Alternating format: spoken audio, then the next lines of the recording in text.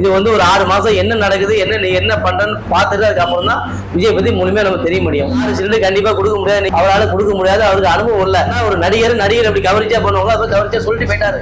6 சிலிண்டரும் கொடுக்க முடியாது, ஒண்ணுமே பண்ண முடியாது. 6 மாசத்துல அவரோட அண்டவல் நல்லா தெரிஞ்சிடும். அவரால் மேக்சிமம் பண்ண முடியாது.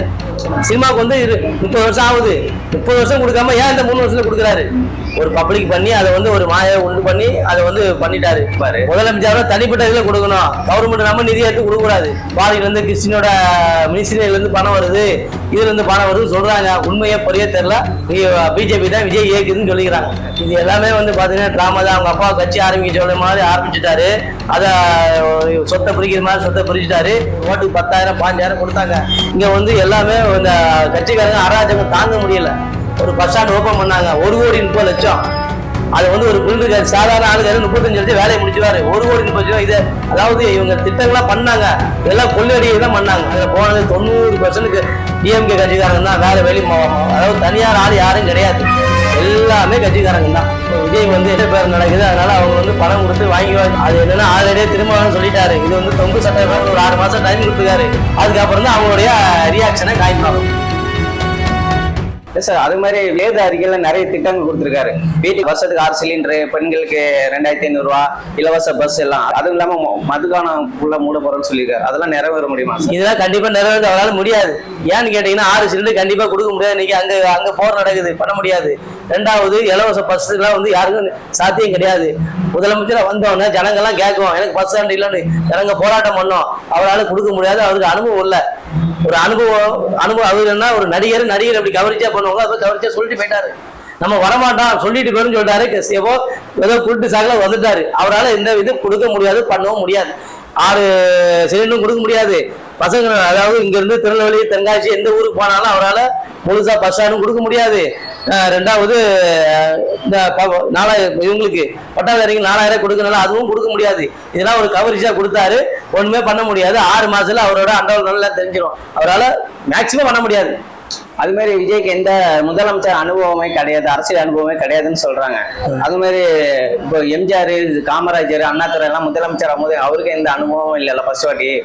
இப்போ வந்து என்னன்னு பாத்தீங்கன்னா, இவரு நம்ம எம்ஜிஆர் வந்து திராவிட முன்னேற்ற கழகம் கூட கொஞ்ச நாள் பிரச்சாரம் போனாரு, பயணம் பண்ணாரு. அவருக்கு அந்த அனுபவம் இருக்குது. விஜய்க்கு ஒரு அனுபவம் கிடையாது. வந்தாரு டாலான்னு ஏதோ அவங்களுக்குலாம் இதெல்லாம் வந்தாரு, அவங்களுடைய ரசிகர் மன்றத்தை கூட்டினாரு, கட்சி அறிவிச்சாரு, திடீர்னு முதலமைச்சர் ஆயிட்டாரு. ஏதோ ஜனங்க வந்து இந்த சின்ன சின்ன பசங்களாம் வந்து இப்போ இன்ஸ்டாகிராம் அது வந்து பசங்க ஓட்ட போட்டுட்டாங்க. என்ன பண்ண அவருக்கே தெரியல, என்ன பண்ண போனா அவருக்கும் தெரியல. 6 மாசம் பண்ணாதான் அவரோட இது தெரியும். மேக்சிமம் 6 மாசம் ஆட்சி கவர்ந்துடும். இல்ல அந்த நோக்கனா நம்ம எந்த கவர்மெண்ட்டும் அதை கொடுக்கல. இவர் என்ன பண்ண தனித்தனியா வர வச்சுதான் கொடுத்தாரு. நம்ம கட்சி ஆரம்பிச்சிட்டோம், நம்ம கட்சி எப்படி நம்ம பலப்படுத்த சொல்லக்காக எந்த 40 பேர் இறந்தது அவர் தான் வர வச்சு கொடுத்தாரு. போன வருஷம் பசங்களும் அப்படிதான் கொடுத்தாரு. அது மாதிரி மனதில் தூத்துக்குடி மாவட்டத்தில் கொஞ்சம் சேதமாச்சு, அங்கேயும் அப்படி வர வச்சுது. அதாவது அவர் அரசியலுக்கு வரணும்னு சொல்லு நம்ம இது பண்ணணும்னுக்காக அவர் கொடுத்தாரு. எவ்வளவு நாள் கொடுத்தா எப்பயும் கொடுக்குறாரு? எவ்வளவு நாள் அவரு சினிமாவுக்கு வந்து 30 வருஷம் ஆகுது, 30 வருஷம் கொடுக்காம ஏன் இந்த 3 வருஷத்துல கொடுக்குறாரு?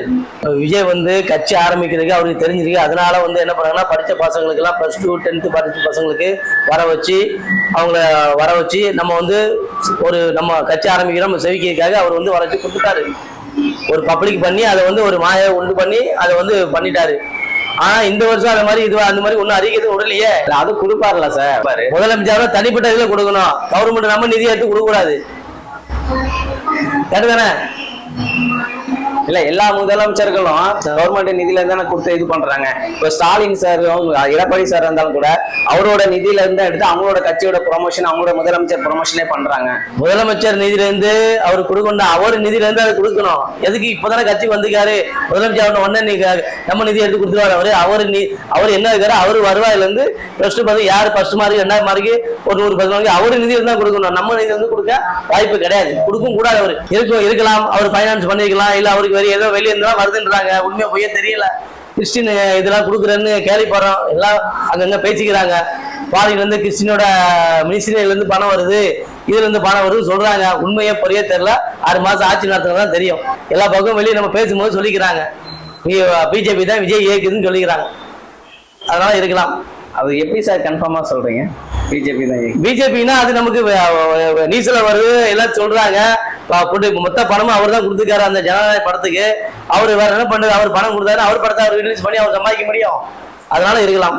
இது எல்லாமே வந்து பாத்தீங்கன்னா டிராமா தான். அவங்க அப்பா கட்சி ஆரம்பிக்க சொல்ற மாதிரி ஆரம்பிச்சுட்டாரு, அதை சொத்தை பிரிக்கிற மாதிரி சொத்தை பிரிச்சுட்டாரு.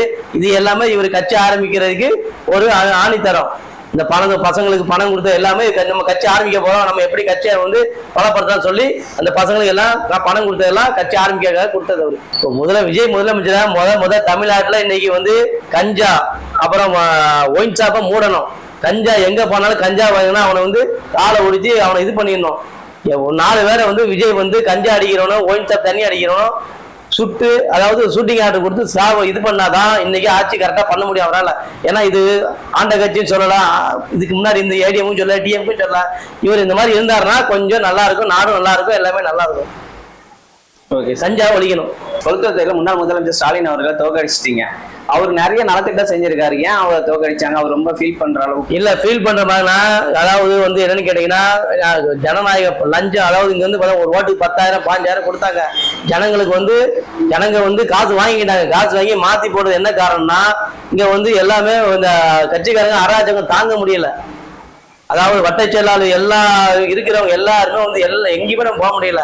எல்லா உதவியும் பண்ணாரு, ஆனா அது சரியா நடைமுறை பண்ணல. இங்க ஒண்ணு பண்ணாங்க, நம்ம குளத்தூர் பேப்பம் சொல்ல ஒன்று பண்ணாங்க, அதுவும் சரியா வேலை முடியல. அதுக்குள்ள திரைப்படம் வச்சுட்டாங்க. ஒரு பஸ் ஸ்டாண்ட் ஓப்பன் பண்ணாங்க, 1,30,00,000. அது வந்து ஒரு பில்டருக்கு சாதாரண ஆளுக்கு 35 லட்சம் வேலையை முடிச்சுவாரு. 1,30,00,000 இது, அதாவது இவங்க திட்டங்கள்லாம் பண்ணாங்க, எல்லாம் கொள்ளையடியை தான் பண்ணாங்க. இதெல்லாம் வந்து பாத்தீங்கன்னா விஜய் வந்து அவர் வந்து இதெல்லாம் பண்ணாம கரெக்டா பண்ணானா ஆட்சி நல்லா இருக்கும். இல்லைன்னா இவரையும் ஆட்சி 6 மாசத்துல கழிச்சிட வேண்டியதான், வழி இல்லை. இல்லை சார், இப்போ வந்துட்டு நிறைய நலத்திட்டங்கள் நிறைய சில மக்கள் என்ன சொல்றாங்க, நிறைய நலத்திட்டம் வந்து செஞ்சாங்க, வந்து தேர்தல் அதிகாரிக்கு தான் தோக்கடிச்சிட்டாங்கன்னு அப்படின்னு சொல்றாங்க. அப்பெல்லாம் கிடையாது. நலத்திட்டம் அதிகம் யாருக்கு கொடுத்தாங்கன்னா எல்லாமே அவங்க கட்சிக்காரங்க தான். அதுல போனது 90% டிஎம்கே கட்சிக்காரங்க தான். வேற அதாவது தனியார் ஆள் யாரும் கிடையாது, எல்லாமே கட்சிக்காரங்க தான். கட்சிக்காரங்க அவங்க வட்ட செயலாளர், அவங்க கவுன்சிலர் சொந்த எல்லாம் அவங்க ஆளுங்க தான் போனது. வெளியாளு யாருமே கிடையாது. எல்லா பக்கமும் பாத்தீங்கன்னா உங்களுக்கு கொடுக்குறாங்க, தீபாவளி கொடுக்குறாங்க, எல்லாமே வாங்கிட்டு போறது அவங்க ஆளுங்க வாங்கிட்டு போறாங்க. பப்ளிக் யாரும் வாங்கிட்டு போகல, எல்லாமே நம்ம டான்பாஸ் ஸ்கூல்ல போடுவாங்க, எல்லாம் அவங்க ஆளுங்க தான். கட்சிக்காரங்க அவன் கொண்டு போனாங்கன்னா அந்த பை வந்து 4 பை 5 பை கொண்டு போறான். எல்லாம் முடிச்சுட்டு அங்க அந்த இது அங்க அத காசை கொடுக்குற வாங்குற எல்லாமே அவங்க கட்சிக்காரன் தான். வெளியே பப்ளிக்கால யாரும் கிடையாது, சும்மா மாயா இது பண்றாங்க.